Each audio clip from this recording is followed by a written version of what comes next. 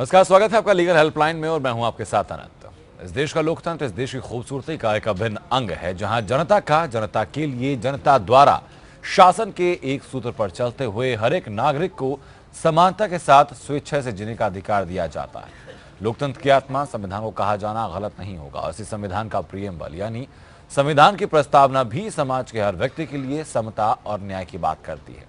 कानून हर समस्या के सही प्रारूप में समाधान के लिए मौजूद है, लेकिन सही जानकारी ना होने या कानूनी पेचीदगियों के चलते एक बड़ा हिस्सा समाज का सही समय पर न्याय हासिल करने में असमर्थ महसूस करता है।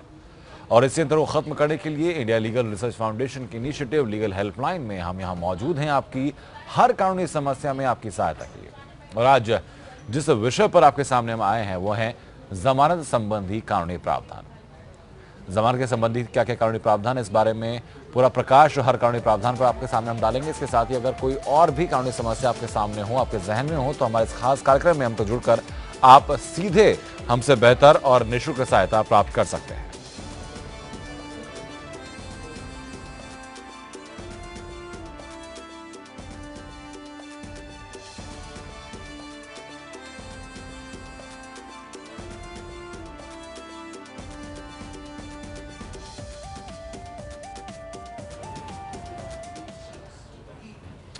और सर तुम्हारे साथ सुनील कुमार वर्मा हैं, आप अधिवक्ता हैं सुप्रीम कोर्ट ऑफ इंडिया के। सर बहुत बहुत स्वागत है आपका। जब हम लोग सर बेल की बात करते हैं, जब जमानत की बात करते हैं, तो क्या क्या ऊपरी तौर पर पहलू चीज क्या है, बेल कितनी तरह की होती है, पहले मैं जानना चाहूंगा। देखिए, बेल मुख्य रूप से दो तरह के होते हैं जी। ठीक है। एक तो जिसको हम लोग आम भाषा में रेगुलर बेल कहते हैं जी। और दूसरा एक होता है एंटिसिपेटरी बेल। जी। तो रेगुलर बेल का मतलब है कि आप ऑलरेडी कस्टडी में हैं, जी। ठीक है, और उसके बाद आप जमानत के लिए अर्जी देते हैं। जी। उसके लिए प्रावधान है सीआरपीसी में अलग अलग प्रोविजंस में। और फिर दूसरा है एंटिसिपेटरी बेल, जो सेक्शन 438 में है। जी। कि अगर आपको एप्रीहेंशन है कि आपके अगेंस्ट में कोई ऑफेंस लॉज हुआ है, कोई एफआईआर लॉज हुआ है, कोई कंप्लेंट लॉज हुआ है, ठीक है, उसमें आपको एप्रीहेंशन है कि आप रीजनेबल एप्रीहेंशन है कि आप अरेस्ट हो सकते हैं जी। तो उसमें 438 में प्रोविजन किया गया है सीआरपीसी में जी। कि आप अग्रिम जमानत के लिए, उसको अग्रिम जमानत बोलते हैं, कि अग्रिम जमानत के लिए आप अर्जी दाखिल कर सकते हैं। जी, ठीक है। सर रेगुलर बेल की जब हम लोग बात करते हैं, दो तरह के ऑफेंसेस हम लोग सुनते हैं कि बेलेबल ऑफेंसेस होते हैं, नॉन बेलेबल होते हैं। तो बेलेबल और नॉन बेलेबल में फ़र्क क्या होता है? बेलेबल और नॉन बेलेबल में फ़र्क ये होता है, ठीक है, कि जो बेलेबल ऑफेंस है, ठीक है, उसमें आपका बेल जो है as a matter of right है जी। कि आपको बेल मिलेगा। जो कानून में प्रावधान है कि आपका बेल बॉन्ड फर्निश कर करके या पर्सनल बॉन्ड फर्निश कर करके वो होगा। मतलब कि वो ऑफेंस ऐसा है कि जिसमें आपका बेल आपको मिलना है। कानून में प्रावधान किया हो कि आपका बेल मिलना है, ठीक है जी। वो चाहे पुलिस के पास में हो सकता है या फिर कोर्ट के पास भी हो सकता है। जी। सिर्फ आपको बॉन्ड भरने की रिक्वायरमेंट है। जी। नॉन बेलेबल वारंट है जिसमें कोर्ट का डिस्क्रेशन होता है। कोर्ट उसमें फाइंड आउट करेगा कि ये इस तरह के जो नॉन बेलेबल ऑफेंसेज हैं, ठीक है, इसमें जो बहुत सारे पैरामीटर्स रखे हुए हैं कि उस पैरामीटर्स के तहत या कोर्ट के डिस्क्रेशन, कोर्ट जब सही समझती है या जैसा समझती है उसके अनुसार आपको बेल दिया जा सकता है या नहीं दिया जा सकता है। जी, ठीक है। सर जो थाने से हम लोग जमानत लेते हैं, वो जमानत कैसे मिलती है? किस वो बेलेबल वारंट बेलेबल केस में ही मिलती है। जी।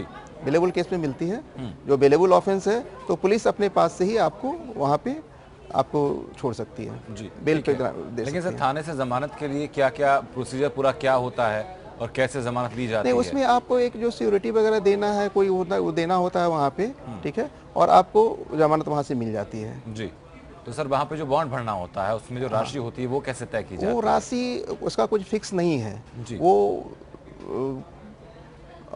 जो उसमें पार्टी है जो एक्यूज्ड है, ठीक है, और जो ऑफेंस है उसके अनुसार वो उसका डिस्क्रेशन है, वो तय करते हैं कि क्या राशि होनी चाहिए। जी। राशि के मामले में कोई ऐसा फिक्स नहीं है कि इतना होना चाहिए, बस इतना ही है कानूनी प्रावधान कि एक्सेसिव अमाउंट नहीं होना चाहिए। जी। बहुत ज़्यादा अमाउंट नहीं होना चाहिए, लेकिन कितना अमाउंट हो ऐसा कुछ फिक्स नहीं है। ये फिक्स नहीं, ठीक है। अच्छा सर, हम लोग ये भी सुनते हैं कि भाई जमानती चाहिए होता है अगर आपको थाने से जमानत लेनी होती है तो जो जमानती हैं उनकी एलिजिबिलिटी क्या होती है? ये पहला तो रिक्वायरमेंट ऐसा जो भी है कि जमानती जो देने का है कि जो एक्यूज है उसका कोई क्लोज आदमी होना चाहिए। जी। या उसका रिश्तेदार हो या दोस्त हो। उसका कहने का मतलब यह है कि अगर कानून में उस व्यक्ति की आवश्यकता हो तो उसको प्रोड्यूस करा सके। जी। ठीक है, जब भी उसकी आवश्यकता हो, जब इंक्वायरी के लिए, इन्वेस्टिगेशन के लिए, किसी भी चीज़ के लिए उसकी आवश्यकता हो, तो उस आदमी को प्रोड्यूस करा जाए, इसका वो सिक्योरिटी देना होता है। तो उसमें पुलिस के पास भी या कोर्ट में भी जो होता है वो देखा था कि जो आदमी जमानती है, जो आदमी उसका सिक्योरिटी दे रहा है, ठीक है, वो कैपेबल है कि नहीं कि इस आदमी को प्रोड्यूस कर सके जी, वो ये देखा जाता है। जी, ठीक है। जो हम लोग सर लेते हैं जो कोर्ट से जो जमानत होती है, तो वो किस तरीके के ऑफेंसेस होते हैं जिनमें कोर्ट जाने की जरूरत पड़ती है और कितने वक्त में जो हम लोग नॉन जमानत वेलेबल के लिए ऑफेंसेज अप्लाई, हैं, नॉन वेलेबल जो ऑफेंसेज हैं वो कानून जो में संघीय अपराध जो संघीय अपराध किए गए हैं, जिसमें जो सज़ा के अनुसार से किया गया है कि जिस तरह के अपराध में इतनी सज़ा होगी वो सब वेलेबल में नॉन वेलेबल में आएंगे, उससे कम वाले में वेलेबल में आएंगे, इस तरह के ऑफेंसेस का क्लासिफिकेशन किया गया है। और उसी में है वो कानून में ही ये तय किया गया कि कौन सा ऑफेंस वेलेबल होगा, कौन सा नॉन वेलेबल होगा। उसमें किसी को अपना डिस्क्रिप्शन इस्तेमाल करने की आवश्यकता नहीं होती है। वो कानून में दिया हुआ है कि इस तरह के ऑफेंसेज जो हैं, इस सेक्शंस के अंदर जो ऑफेंसेज हैं वो वेलेबल हैं, इस तरह के जो ऑफेंसेज हैं नॉन वेलेबल हैं। तो जो नॉन वेलेबल ऑफेंसेज है उसमें कोर्ट से जाकर के ही आपको जमानत लेनी है। ठीक है। नॉन वेलेबल ऑफेंस में आपको पुलिस से भी मिल सकती है, कोर्ट में भी जाएंगे तो आपको सिर्फ बॉन्ड फर्निश करना है और आपको जमानत मिल जाएगी। ठीक है। इस वक्त हरदोई से पुष्पा हमारे दर्शकों में जुड़ चुके हैं। पुष्पा, अपनी बात आप रखें, कैसे आपकी सहायता हम लोग कर सकते हैं?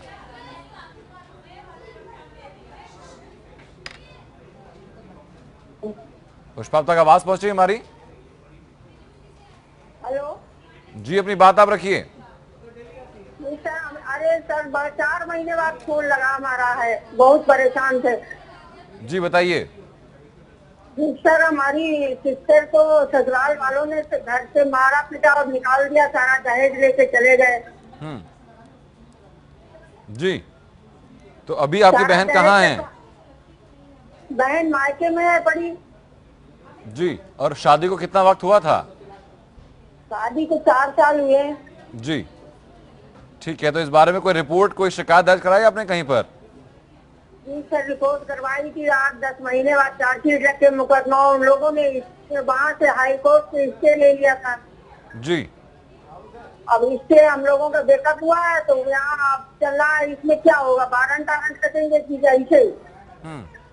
ठीक है पुष्पा, बेहतर होगा क्योंकि आपका केस पहले से ही चल रहा है, तो उससे से संबंधित जो भी कागजात हैं उनकी कॉपी आप हम तक भेज दीजिए और जो स्टे ऑर्डर है वो भी आप हम तक भेज दीजिएगा, ताकि हम लोग उसको पढ़ने के बाद बेहतर स्थिति में हम लोग आ पाएंगे कि आपको कोई भी सहायता इस बारे में दे पाएं। लेकिन मसलन तौर पर सुनील जी, आपसे जानना चाहूंगा कि अगर ऐसी स्थितियां होती हैं कि भाई किसी महिला के साथ ये उत्पीड़न किया जाता है, तो प्राथमिक तौर पर उसको कहाँ शिकायत दर्ज करानी चाहिए? प्राथमिक तौर पर तो सीधे पहले पुलिस में जाइए। अगर क्रिमिनल केस लॉन्च करना है तो पहले पुलिस में जाइए, पुलिस में एफआईआर लॉन्च कराइए। अगर पुलिस एफआईआर लॉन्च करने से मना करती है, वो नहीं आपका केस रजिस्टर करती है जी, तो आप कोर्ट में डायरेक्ट जा सकते हैं और वहां पर कंप्लेंट, प्राइवेट कंप्लेंट लॉन्च कर सकते हैं। ठीक है। जिन्होंने कहा सर कि इनके जो स्टे ऑर्डर हाई कोर्ट से ले आए हैं जाकर, तो इस बारे में फिर जो विक्टिम होता है वो फिर आगे क्या प्रोसीडिंग कर सकता है? आगे वो सुप्रीम कोर्ट में आ सकता है स्टे वेकेट कराने के लिए, क्योंकि देखिए कानून की प्रक्रिया जो है सबके लिए अवेलेबल है जी, एक्यूज के लिए भी अवेलेबल है और विक्टिम के लिए अवेलेबल है। ठीक है, तो वो जो अब ये विक्टिम है, इनका अपना केस होगा, हम नहीं जान रहे इनका क्या केस है क्या केस नहीं है जी, जो भी है इनका केस है। इनका कहना है कि इनकी बहन को प्रताड़ित करके उनको घर से बाहर निकाल दिया गया जी, ठीक है। अब अक्यूज कोई अपना केस लेकर के कोई कोर्ट में गया होगा, उसने इनके अनुसार ऐसा लगा कि वो शायद क्वासिंग में हाई कोर्ट में गया है जी, और क्वासिंग में हाई कोर्ट ने उसको स्टे ग्रांट किया है जी। उन्होंने कोई केस मेकआउट किया होगा किस इंटरटेन करने का और स्टे ग्रांट करने का जी, ठीक है। अगर ये एग्रीव्ड हैं कि हाई कोर्ट ने गलत तरीके से उसको स्टे ग्रांट किया है, तो हाई कोर्ट के ऑर्डर के अगेंस्ट में सुप्रीम कोर्ट में वो अपील फाइल कर सकते हैं उस स्टे को वेकेट कराने के लिए, स्टे को खत्म कराने के लिए। ठीक है सर, इस वक्त बहरुल्लाह हमारे दर्शक जुड़ चुके हैं हम तक बांदा से। सर, अपनी बात आप रखें, कैसे आपकी सहायता हम लोग कर सकते हैं? पकड़ करने जाएंगे, आप बोल दीजिए टीवी चैनल, आप चैनल है ना, सब चैनल को दिखा दीजिए। बहरुल्लाह, आपकी आवाज़ हम तक बहुत साफ दरअसल नहीं पहुंच पाई है, आपका नंबर हम तक जरूर पहुंच गया है, लेकिन हमारी टीम की तरफ से आपको जल्द कॉल जाएगी, बेहतर सहायता इस मामले में आपकी ज़रूर की जाएगी। बहुत बहुत शुक्रिया आपका आप लोग जुड़ने के लिए। सर, जब हम लोग कोर्ट से ज़मानत लेने की बात करते हैं, तो जो व्यक्ति होता है जिसको कि अरेस्ट किया गया है, उसको किन किन बातों का ध्यान रखना होता है, किस बेसिस पे वो ज़मानत के लिए अप्लाई कर सकता है और कितने वक्त के अंदर? नहीं, ऐसा कोई टाइम नहीं प्रिस्क्राइब्ड है कि कितने वक्त के अंदर आप कर सकते हैं जी। जब आप कस्टडी में आ गए तो from the very next day आप जो है इंटाइटल्ड हैं बेल मूव करने के लिए जी। ठीक है, आप बेल मूव कर सकते हैं। नॉर्मली लोग ऐसा होता है कि अगर आप क्या कोई आपके अगेंस्ट में कोई हीनस टाइप का, ग्रीवियस टाइप का ऑफेंस लॉज्ड है, ठीक है, तो नॉर्मली कोर्ट जो है इमीडिएटली बेल ग्रांट नहीं करती है, तो इसलिए लोग जो है थोड़ा रुक करके करना पसंद करते हैं। लेकिन ऐसा कोई बंधन नहीं है कि आप दूसरे दिन नहीं कर सकते, तीसरे दिन नहीं कर सकते, आप कभी भी कर सकते हैं। और वो डिपेंड करता है केस पे कि आपके अगेंस्ट नेचर ऑफ ऑफेंस क्या है, ठीक है, उसके ग्रेविटी क्या है, आपके अगेंस्ट में क्या एलिगेशन है, ठीक है, ये सब सारी चीज़ों को ध्यान में रखते हुए ही बेल एप्लीकेशन पे कोई ऑर्डर होता है जो कोर्ट अपना डिस्क्रेशन इस्तेमाल करती है। और ऐसा कोई बेल के लिए कोई ऐसा कोई रूल नहीं है ग्रांट करना या रिजेक्ट करना का, वो वहाँ पे कोर्ट का डिस्कशन ही ज़्यादा महत्वपूर्ण होता है, ज़्यादा इंपॉर्टेंट होता है। आजमगढ़ से अब्दुल, हमारे दर्शक अब्दुल, अपनी बात आप रखें, कैसे आपकी सहायता हम लोग कर सकते हैं? हाँ सर जी, सुनिए जी। मेरे खेत से नहर गई आज 40 साल हो गए जी। आज तक उसका गवर्नमेंट ने मुआवजा नहीं दिया। हम लोग बहुत कोशिश किए, जितने किसानों के खेत से गई ये नहर शारदा साहब की खंड 23, शारदा सहायक खंड 23 नहर के नाम है साहब जी। जीकापुर माइनर उसका नाम है। अब जहाँ तक आपकी बात मैं समझ पाया हूँ कि आपके जमीन को अधिग्रहित किया गया था और उसका मुआवजा आपको नहीं मिल पाया, यही हुआ है? अभी तक ना अधिग्रहण किए ना मुआवजा दिए सर, हम लोग बार बार ऑफिस तक कागज भिजवाए। तो इस बारे में जिला के लेवल पर या किसी और लेवल पर आपने शिकायत दर्ज कराई, अपनी बात रखी, कहीं आपने कोई जवाब मिला आपको? कुछ जवाब नहीं मिला सर। मैंने है। अखिलेश जी को पत्र भी लिखा था सर जी, मुख्यमंत्री अखिलेश जी को।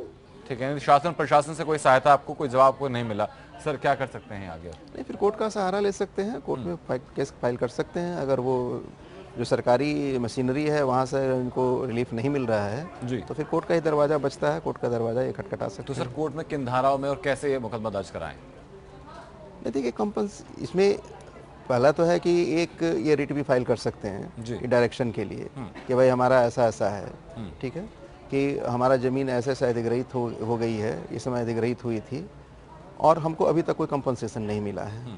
तो डायरेक्शन दिया जाए कि हमने जो रिप्रेजेंटेशन दिया है जी, ये जो कंसर्न अथॉरिटीज़ हैं डिस्ट्रिक्ट लेवल के या जो भी लेवल के, तो वो हमारा जो है रिप्रेजेंटेशन को डिस्पोज ऑफ करें जी, ठीक है। ये पहला तो ये रेमेडी अवेल कर सकते हैं, वो कर सकते हैं, ठीक है सर। हम लोग सब बात अपनी वापस करते हैं, जो बेल की हम लोग बात जो कर रहे थे, तो मेडिकल ग्राउंड्स में कई दफ़ा हमने देखा है कि मेडिकल ग्राउंड्स में भी बेल मिलती है, तो क्या मेडिकल ग्राउंड्स में बेल मिलने का एक अधिकार व्यक्ति का होता है या फिर ये ऑप्शन भी रहता है कि भाई जेल के अंदर ही या कस्टडी के अंदर ही उनको इलाज दिया जाए?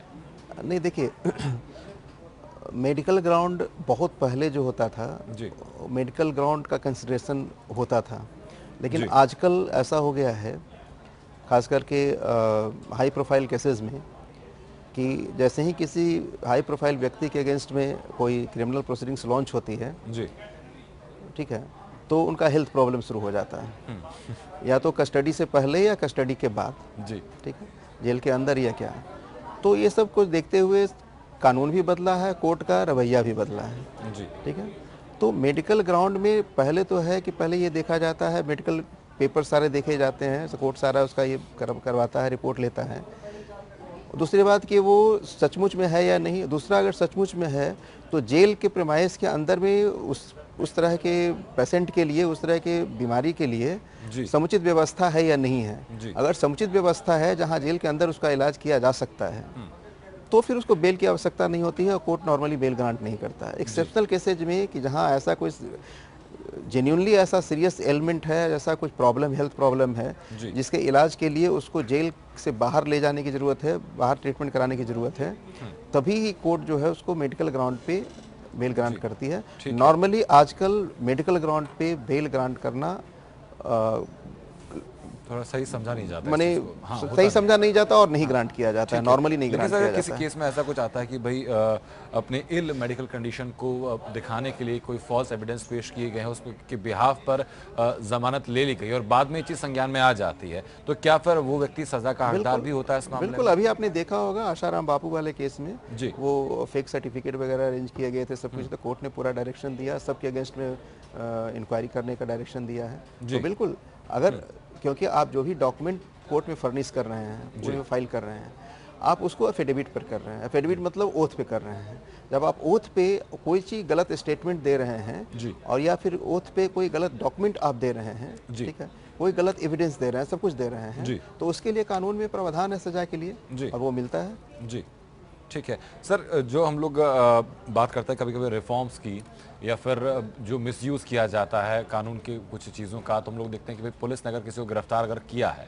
तो पहले उसकी एंट्री आपको करनी होती है और जिसके 24 घंटे के अंदर अंदर आपको कोर्ट के अंदर विक्टिम को प्रोड्यूस कराना होता है। लेकिन अगर वो एंट्री हम लोग पुलिस वाले नहीं करते हैं वक्त पर या एंट्री में देर कर देते हैं, तो क्या जो व्यक्ति जिसको गिरफ्तार किया गया है उसके पास कोई कानूनी अधिकार होते हैं? नहीं, देखिए, कानून का उल्लंघन तो कहीं से भी हो सकता है जी। एक जो आम व्यक्ति है जो जिसपे अपराध का आरोप लगा है उसे भी हो सकता है, और ऐसा नहीं है कि पुलिस मशीनरी के द्वारा कानून का उल्लंघन नहीं होता है, वहाँ से भी होता है। तो हर चीज़ को कानून इसी तरह से डेवलप किया है कि जहाँ जहाँ लूप होल्स आते गए हैं कानून में संशोधन कर करके उसको सही करने की कोशिश की गई है और कोशिश की जाती है। ठीक है, तो हर तरह का हुआ। जैसे आपने अरेस्ट के बारे में कहा, तो अरेस्ट के बारे में पहले तो कानून में प्रावधान था कि हाँ उसको ऐसे ऐसे स्थिति में अरेस्ट किया जाएगा, ठीक है, लेकिन जब उसका मिसयूज सामने आने लगा तो सरकार की तरफ से भी कानून बना करके कोर्ट की तरफ से कुछ इस तरह से केस लॉज में जजमेंट करके डिसाइड कर करके ये किया गया कि हाँ भाई जब आप किसी को अरेस्ट कर रहे हैं तो उस व्यक्ति को मतलब सही तरीके से अरेस्ट किया जा रहा है नहीं किया जा रहा है, इसके लिए कुछ गाइडलाइंस वगैरह ले डाउन किया है कि ऐसे स्थिति होनी जरूरी है जब आप अरेस्ट कर रहे हैं तब। ठीक है, तो जहाँ भी लूप होल्स है उसके लिए रिमेडी है, चाहे वो पुलिस प्रशासन के द्वारा हो या कहीं भी हो। ठीक है सर, क्या ऐसा भी होता है कि जिसको व्यक्ति को गिरफ्तार किया गया है अपने परिवार की जो भरण पोषण है उसका अकेला दारोमदार उसी व्यक्ति के पास था, तो उस आधार पर क्या बेल का राइट बनता है उस व्यक्ति का? एक ग्राउंड जरूर है, हाँ, एक ग्राउंड जरूर होता है जी, ठीक है, कि अगर आप सोल ब्रेड विनर हैं अपनी फैमिली के और आपके एब्सेंस में आपकी फैमिली पूरे डिश अरे में आ जाएगी, ठीक है, तो एक ग्राउंड बनता है, लेकिन नॉट नेसेसरीली कि इस ग्राउंड पे आपको बेल मिल ही जाएगा जी, ठीक है। वो भी देखा जाता है कि आप पे जिस ऑफेंस का एलिगेशन है, जो चार्ज है जी, उसकी ग्रेविटी क्या है, सीरियसनेस क्या है जी, ठीक है। अगर कोई साधारण कोई छोटा मोटा अपराध आपके अगेंस्ट में लगाया हुआ है, कोई ऑफेंस लगाया हुआ है, तो कोर्ट कंसिडरेट होती है, ग्रांट कर देती है। लेकिन अगर ये देखा जाए कि अगर ये आजकल हमारे यहाँ भी न्यूक्लियर फैमिली है, ठीक है, तो नॉर्मली एक ही ब्रेड विनर होते हैं जी, और अगर ये क्राइटेरिया मान लिया जाए कि सोल ब्रेड विनर कन्फाइनमेंट में है, उस ग्राउंड पे बेल दे दिया जाए, तो मेरे ख्याल से 50-60% जो एक्यूज्ड होंगे इस आधार पे बेल के लिए इंटाइटल्ड हो जाएंगे जी। तो फिर जो प्रावधान है उसको जेल के अंदर उसको एक तरह से कहिए कि ड्यूरिंग ट्रायल और ड्यूरिंग इन्वेस्टिगेशन उस व्यक्ति को अंदर रखने का, कि जिसकी वजह से बाहर का जो प्रभावित ना हो। बहुत सारे ग्राउंड्स होते हैं जिसकी वजह से उसको कन्फाइनमेंट में रखने की जरूरत होती है कि वो विटनेस को इन्फ्लुएंस ना करे, कोर्ट प्रोसीडिंग्स में पार्टिसिपेट करे और भी कई तरह की चीजें, तो ये सारा डिफीट हो सकता है जी। ठीक है सर, इस वक्त हमारे साथ लखनऊ स्टूडियो से अजय सिंह जुड़ चुके हैं, देखता है आप। बहुत स्वागत अजय जी आपका। जो हम लोग बेल की बात कर रहे हैं सर, मैं जानना चाहूंगा कि बेल अगर जो नॉन बेलेबल ऑफेंसेस होते हैं उनमें बेल के क्या क्या ग्राउंड एक व्यक्ति रख सकता है, आपने क्या क्या संभावनाएं होती हैं?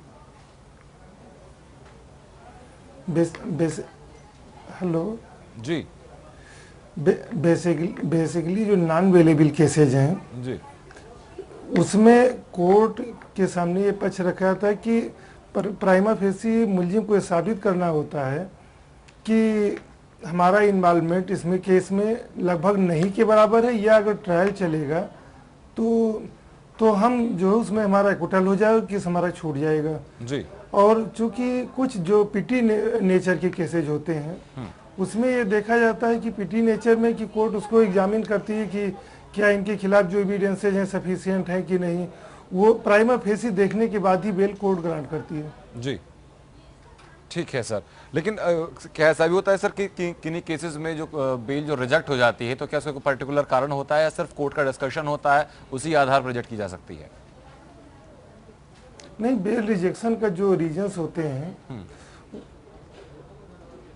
जी हमारी बात आप सुन रहे हैं? जी जी का जो बेल रिजेक्शन है, जो उधर से प्रोसिक्यूशन केस एविडेंस इनका प्रोड्यूस करता है कि हमने ये एग्जामिन किया और ये एविडेंस इनके उस प्राइमा फेसी इतना अभी तक की जांच विवेचना में आया है जी। कोर्ट उन बिंदुओं को भी कंसीडर करती है कि अब तक की जो विवेचना हुई है, अब तक की जो कुछ इनके खिलाफ सबूत जुटाए गए हैं उसमें इनके खिलाफ बेल का कोई केस नहीं बनता है जी। इन ग्राउंड पर कोर्ट उन बेल को रिजेक्ट कर देती है। जी ठीक है सर। चलिए सर, बहुत बहुत शुक्रिया आप दोनों लोगों का, अजय जी और सुनील कुमार वर्मा जी, हम तक इस चर्चा में शामिल होने के लिए और बेहतर जानकारी इस बारे में हमारे दर्शकों तक पहुंचाने के लिए।